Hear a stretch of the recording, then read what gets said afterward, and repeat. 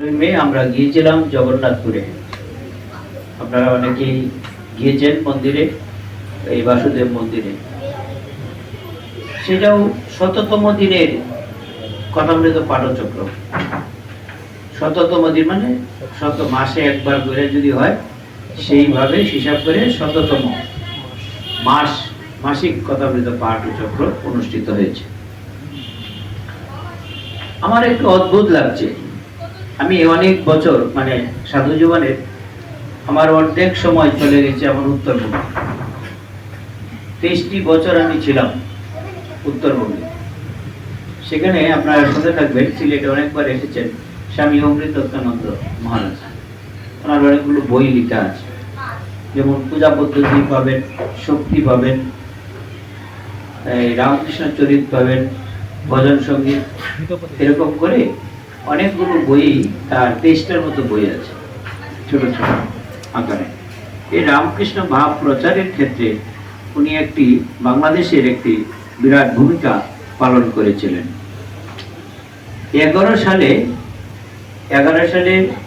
29শে জুলাই উনি গত হয়েছেন। আর আমাদের এদিকে পূজনীয় স্বামী অক্ষরানন্দজি মহারাজ, উনি গত হয়েছেন 18 এপ্রিল 11 সালে 18 এপ্রিল।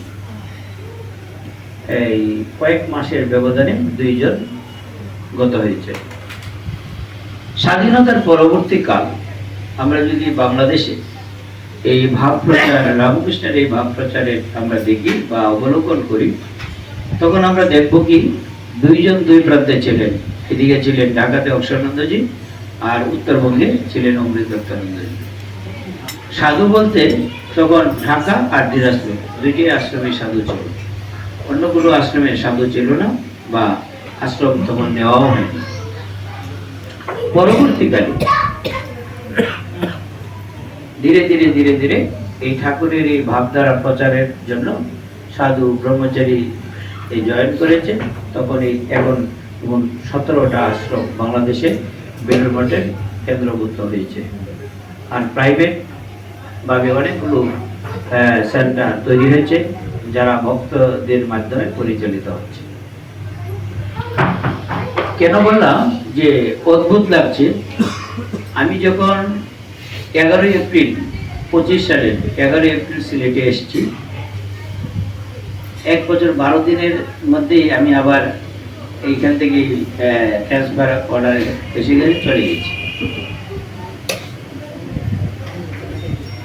প্রত্যেকেরই এই যে যারা সিলেটে ভক্তরা রয়েছেন, আমি দেখছি ভক্তের মধ্যে উৎসাহের কিন্তু একটা অভাব নেই, ভীষণ উৎসাহ। এটি আমি ঢাকাতে এত বছর ছিলাম, 9 বছর ছিলাম ঢাকাতে, সেখানে কিন্তু ওই রকম পাঠচক্র নেই আমাদের, ওইভাবে যাওয়াও সম্ভব হয়নি বা ব্যবস্থাও নেই। কিন্তু সিলেটে আসার পর কথা কিন্তু আমি জানি না আপনাদের কি করেছে, কিন্তু আমাকে কিন্তু বাঁচিয়ে রাখছে। আমি এটা বলেও থাকি যে কথা বলে আমাকে বাঁচিয়ে রাখছে।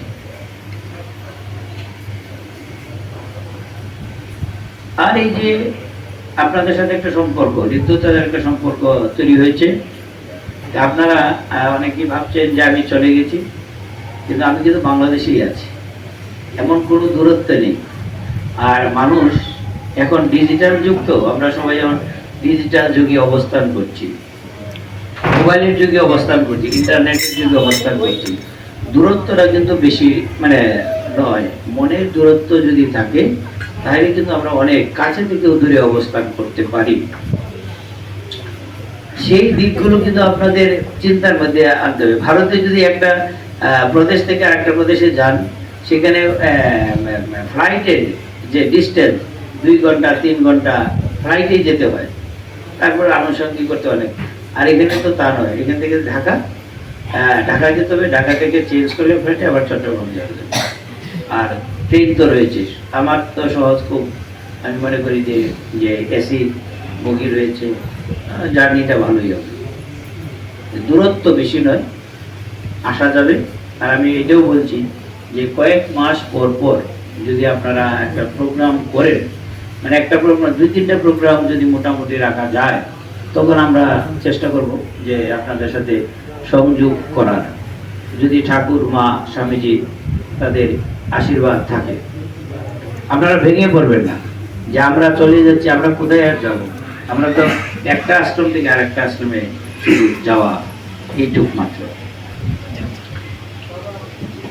প্রত্যেকের বাড়িতে আমরা যদি আজকের এই দিনটাকে যদি আমরা চিন্তা করি, আমি বললাম যে বয়োজ্যেষ্ঠ আমাদের রামকৃষ্ণ মন্ডলের পরিমণ্ডলের ভক্ত যদি বলি, সিলেটবাসীর যদি বলি, একজন বিশিষ্ট ব্যক্তিত্ব শিক্ষাবিদ বিজিত কুমার দে। ওনার শারীরিক অবস্থা আমি যখন ছিলাম তখন অনেকবার ওনার খারাপ হয়েছে। তারপরে আমি 25 তারিখ চলে গেলাম। তারপরে যখন আসলাম আমি বললাম যে আমি একটু যাবো, ওনাকে দেখতে যাব। আমি গিয়েছিলাম হালদারপাড়া, ওই প্রফুল্লচন্দ্র দাস ওনার বাড়িতে পাঠচক্র হয়েছিল, সেখানে আমি উপস্থিত ছিলাম। উনি আজকে আমরা যখন গিয়েছি হাসপাতালে গিয়ে, রাকেবালি হাসপাতালে গিয়েছি, তখন নেই, তার জামাতাকে দেখছে, মানে ডাক্তার ডেকে পাঠিয়েছেন অ্যাটেন্ডেন্স হিসাবে। আমি যখন তখন বলার সাথে সাথেই বললাম যে অরুণবাবু ছিলেন, গেনুবাবু ছিলেন। আমি বললাম যে রেড সিগন্যাল। যখন অন্যদেরও ডাকছে আমি বললাম হয়ে গেছে, ঠিকই। এই 2 মিনিটেও যায় নাই। ছোট জামাই মেজো জামাই মধ্যে ছিল আমার পাশে। আমি বললাম আপনিও যান। গেল, এসে বললো যে কাজ হয়েছে। আমি বললাম যে এখন আর মানে আইসিইউতে আমাদের যাওয়া ঠিক হবে না, আমরা চলুন। তারপরে আবার ওই যে চন্দ্রশেখর বাবু, উনি আমাদের আসার পরে একটা ভালোই সংযোগ করেছিল, বিভিন্ন পাঠচক্রে উনি গিয়েছিলেন। এই আমি আসার আগের দিন বৃহস্পতিবারে, তো বুধবারের রাতে ওনার সাথে কথা হয়েছে যে উনি আমার সাথে দেখা করবেন, কথা বলবেন। তারপরে আমি যখন জগন্নাথপুরে যাব করলাম সকালবেলায়, তখন তিনি সিসি ইউনিটিতে ভর্তি। উনি ফোনটা ধরলেন, বললেন মহারাজ আমি সিসিতে ভর্তি আছি, আমি তো যেতে পারবো না। বিধির বিধান, মানুষের জীবন আমরা মনে করি এই করব সেই করব, কিন্তু বাহাদুরি বেশিক্ষণের নয়। শুনলাম এখন পটুয়াখালী নিয়ে যাবে, কিছুক্ষণের মধ্যে তাকে নিয়ে যাওয়ার ব্যবস্থা হচ্ছে। আর প্রফুল্লকে তো কোথায় দাহ কাজ করবে, আমাদের বোধহয় চালিবাজার। মৃত্যু অনিবার্য, চুলের মুঠি ধরে কিন্তু মৃত্যু আমাদের সকলের দাঁড়িয়ে রয়েছে। আমরা যে বেঁচে আছি এটাই অস্বাভাবিক। আমি বসে আছি, আপনারা ওইখানে বসে আছেন, এইটাই অস্বাভাবিক। আর মৃত্যুটা আমরা সুখ সংবাদ বলছি না, সুখ সংবাদ নয়, আসলে এটাই সঠিক সংবাদ। এইটাই সঠিক সংবাদ। মৃত্যুটা হবেই, অবধারিত 2 দিন আগে আর পরে। এই যে আমাদের একজন মানে খুব শ্রদ্ধাভাজন ব্যক্তিত্ব ডাক্তার দিব্যরঞ্জন দিয়ে, উনি বসে আছেন। উনি কিন্তু মানুষের এই নিয়েই গবেষণা করছেন, কিন্তু তারপরেও মৃত্যু হবে না এটা বলতে পারেন না। মৃত্যু অবধারিত হবেই। এখন উপায় কি? আমাদের তো সবারই মৃত্যু হবে। আমরা যদি বসে থাকি যে আমার আর কি করা, তাইলে তো আর চলবে না। এই আমরা যারা রামকৃষ্ণ মঠ মিশনের আমরা আশ্রিত হয়েছি, মানে দীক্ষিত হয়েছি, আমাদের কিছু কাজ কর্ম কিন্তু আমাদের ব্যক্তিগতভাবে রয়েছে। আপনারা যারা দীক্ষা নিয়েছেন, বাড়িতে যে ঠাকুরকে বসিয়েছেন, নিজের একটা আসন আছে, এখানে আরো অন্যান্য দেবদেবীর মূর্তিও রয়েছে। প্রত্যেকেরই বাড়িতে আমি অনুরোধ করব, যারা অন্তত দীক্ষা নিয়েছেন, প্রত্যেকেরই বাড়িতে একটি আসন রাখবেন আপনার অবস্থান অনুযায়ী। আমি বলি নাই যে অট্টালিকা ছাড়া আপনার বাড়িতে, এখানে যেমন ওনারা জমিদার ছিলেন, ওনাদের মতো রেখেছেন, সেটা আলাদা করুন, কিন্তু আপনার সমর্থন অনুযায়ী, আপনার অবস্থান অনুযায়ী ঠাকুরকে রাখবেন। এতে ভুল করবেন না। দীক্ষা যারা নিয়েছেন, দীক্ষা না নিলেও রাখতে পারেন, তাতে কোনো ভুল করবেন না। কারণ বিপদ, আমরা মনে করি বিপদ কাটাতে চাই। বিপদ কাটানোর জন্য ঠাকুর মা স্বামীজির ছবিও আপনাকে বিপদ কাটিয়ে দেবে। আর দীক্ষা যারা নিয়েছেন, আমি আরেকটা অনুরোধ করে দিচ্ছি, দীক্ষা যারা নিয়েছেন যদি শান্তিতে থাকতে চান, নিত্য কর্মটা বাদ দিবেন না। শান্তি কিন্তু সবাই চান, এখানে যারা আমরা উপস্থিত রয়েছে শব্দ, তিনটা শব্দ আমি প্রায়ই বলে থাকি। শান্তি কিন্তু আমরা সবাই চাই, আরেকটা শব্দ চাই আনন্দও চাই, আর একটা হলো ভালোবাসাও চাই। এই যে আজকে আপনারা এসেছেন, আমাদের যে নিয়ে আসছে বাড়ির কর্তা, ওয়ান ব্যাংকে চাকরি করে, বাড়ির ছোট ছেলে, কি ম্যানেজার বোধহয়, কি নাম ছেলেটা, ধ্রুবজ্যোতি চৌধুরী, মানে ছোট একটা ছেলে আছে ওর বাবা। আমি যখন আমি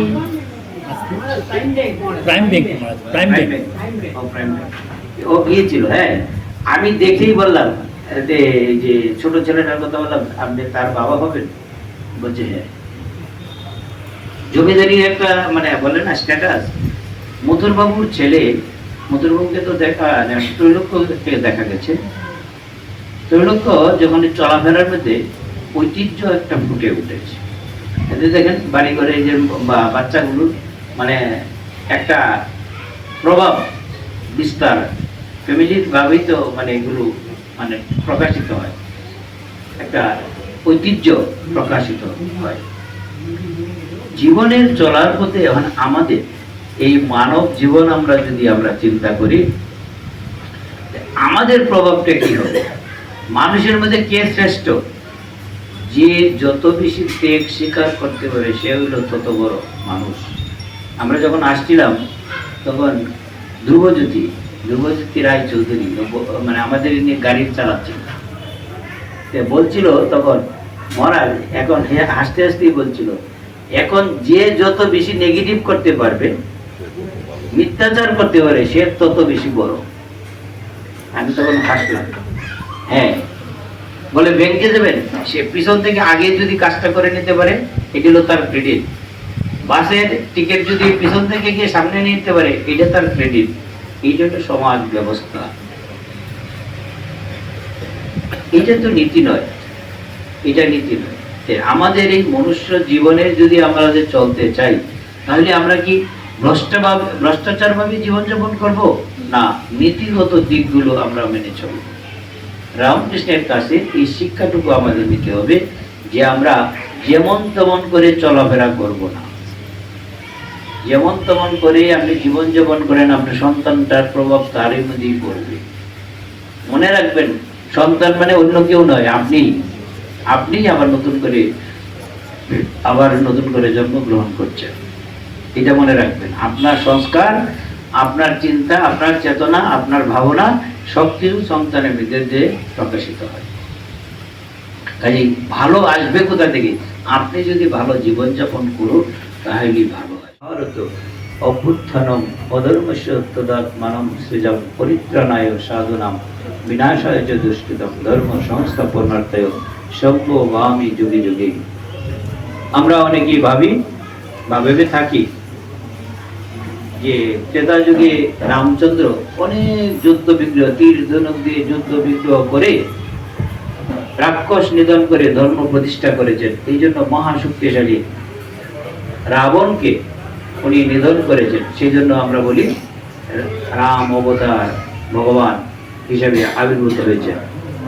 তার শক্তির কারণে অনেকেই দেখেছেন এই DD7 দেখিয়েছে দূরদর্শনে, তখন খুব আকর্ষণ ছিল ভক্তদের রামায়ণ দেখার জন্য, দৃশ্যগুলো দেখার জন্য। সিরিজ পাগল হয়ে যেত মানুষ দেখার জন্য। তার পরবর্তীতে যদি দাপর যুগে আসি, শ্রীকৃষ্ণ আবির্ভূত হয়েছিলেন। সেখানে দেখছি যে কারাগারে তিনি বেছে নিলেন, জন্মটা কারাগারে বেছে নিলেন। আর কারাগারে নেওয়ার পরে তিনি আবার দিব্য দর্শন দিয়ে বলছেন, তাকে নিয়ে যেতে বলছেন। তিনি নিজেই বলে দিচ্ছেন কোথায় নিয়ে যাবে, গোকুলে নিয়ে যাবে। তাকে ওইখানে রেখে আসতে বলছে, নির্দেশ দিচ্ছেন।